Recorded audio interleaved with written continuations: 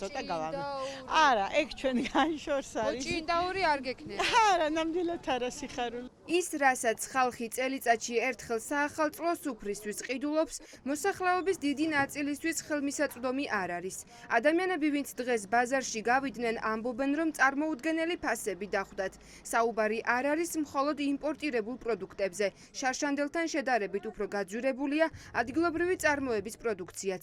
გამოვხვალ 100 ლარით და რას იყიდი არაფერს რა. ესეც თავიანთ სასიკეთოდ არის შეცვლაც და სულ ყველაფერია. ჩვენ რა, ჩვენ საწყალ ხალხს აი ესე როგორც შარშად ვყიდულობდით, იმის მესამეც ვერ ვყიდულობთ ახლა. როგორია ფასები, რასები? ძვირია. თევზი ვიყიდა ეგეთ 17 ლარი კილო. ძალიან ძვირია ყველაფერი. ინდაური რა ღირს? 150 დავაფასები და 150 ლარი ინდაური. 150 ის დედალი, მამალი კი არა. სუპერმარკეტებში საერთოდ მაღალია და აქაც ძვირია ძალიან. რა შეიცვალა მას შემდეგ, რაც ირაკლი კობახიძე პროდუქტებზე ფასნამატის გამო გამოძიების დაწყებით დაიმუქრა და დაგვპირდა, რომ ყველა პასუხს აგებს, ვინც ღირებულებას ხელოვნურად ზრდის. ხალხი ამბობს, რომ არაფერი. მოსახლეობას არ სჯერა, რომ მაღალ ფასებზე პასუხისმგებელი მხოლოდ ბიზნესია და არა ქართული ოცნება. სიტყვიურად ელაპარაკობენ ხალხს აიმედებენ, მაგრამ არანაირი შეღავათი არ ამგონი რომ იყოს.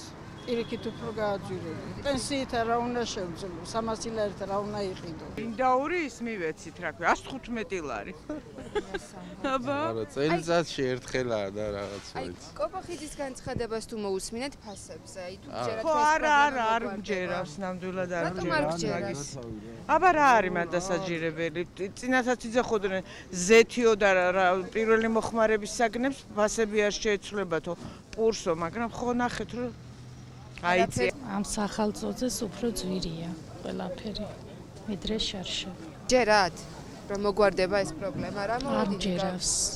რატომ არ გჯერათ კობახიძის? არ ვიცი, ყველაფერი ესეთი ძვირია და ვინ უნდა მოგცეს. 27 ლარი. ქართული ოცნება ხალხს უმტკიცებს, რომ იმპორტირებული პროდუქცია ხელოვნურად ძვირდება.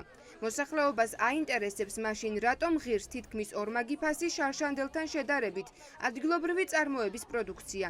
მოქალაქეები პასუხისმგებლობას ბიძინა ივანიშვილს აკისრებენ. ამბობენ, რომ ივანიშვილის გუნდის დაპირებების აღარ სჯერათ. გოჭი 250-დან 300 ლარამდეა. ინდაური 150-დან 200 ლარამდე. ანუ კილო 40 ლარი. წინა წელთან შედარებით ცოტა გაძვირებული.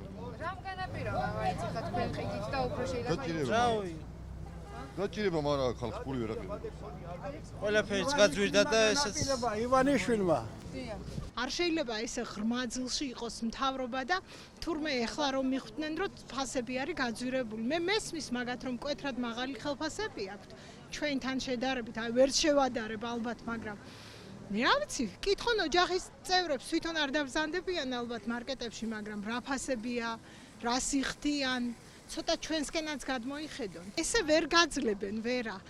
ანუ ხალხის გარეშე მთავრობა ვერ იქნება. ბაზარში ვიყავი, საშინელი ფასებია გენეცვალე.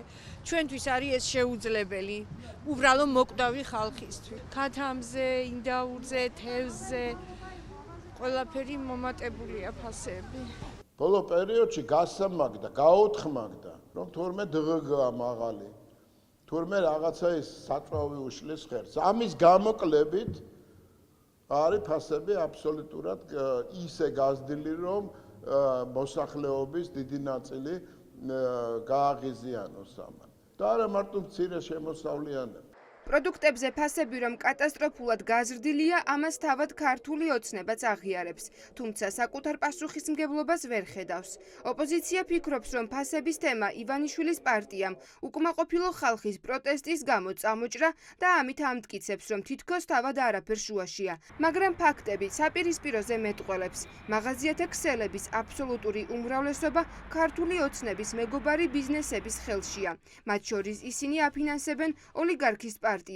როდესაც პრემიერ-მინისტრი ამბობს, რომ ქვეყანაში არის მაღალი ფასები და ამის გამომწვევი არის რაღაც ტიპის კრიმინალური, კარტელური გარიგება, მან უნდა დაადასტუროს ასეთი გარიგების არსებობა და მის ხელში მთავარი ინსტრუმენტი არის კონკურენციის და მომხმარებელთა დაცვის სააგენტო, რომელსაც კონკურენციის შესახებ საქართველოს კანონით ევალება სწორედ ასეთი შემთხვევების გამოძიება. ჩვენებს იმას, რომ ფასებით მათი დაინტერესება არის არა ხალხის პრობლემების მოსაგვარებლად, არამედ პოლიტიკური манипуляციისათვის. როცა 3%-იან გეგმიური ინფლაცია, 3% ისედაც ითვალისწინებს ფასების დას ჩვენი ქვეყანა.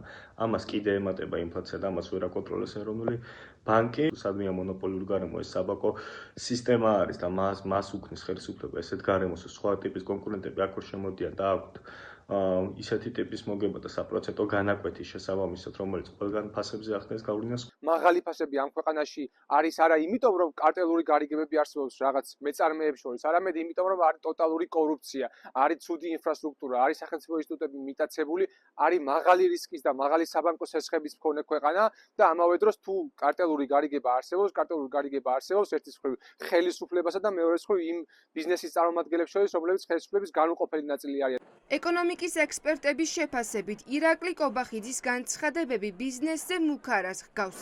სპეციალისტების ნაწილი ამბობს, რომ პროდუქტებსა და ზოგადად სამომხმარებლო ფასების ზრდის მთავარი მიზეზი ხელისუფლების არასწორი ფულად საკრედიტო პოლიტიკაა. ეს განცხადება ორგანიზებულ მსხვილ ბიზნესებს, რომ ისინი ვითომ ფასებს ხელოვნურად რაღაცას წევენ და უითითი დაუქნეს და მოვა ეხლა გუდიანი კაცი და აგიღრიცხოთ, აბსოლუტურად კარგის მომტანი არ არის. ეს არის ძალიან მძიმე პოპულისტური განცხადება, რომელიც განკუთვნილია ძალიან კონკრეტულ მიზნობრივ ჯგუფზე. ამის მერე ფარმაცევტულ სექტორზე გაკეთდა განცხადება და კიდევ სხვა ორგანიზებული დიდი ბიზნესები რაც არის, დიდი თუ საშუალო, ყველა მიიღო, რომ თქვენ იქნებით შემდეგ.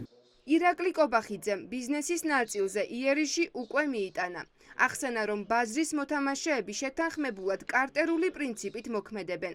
საგამოძიებო უწყებებს დაავალა სასურსათო ფასების სიძვირის საკითხი შეისწავლონ და მოითხოვა საპარლამენტო საგამოძიებო კომისიის შექმნაც.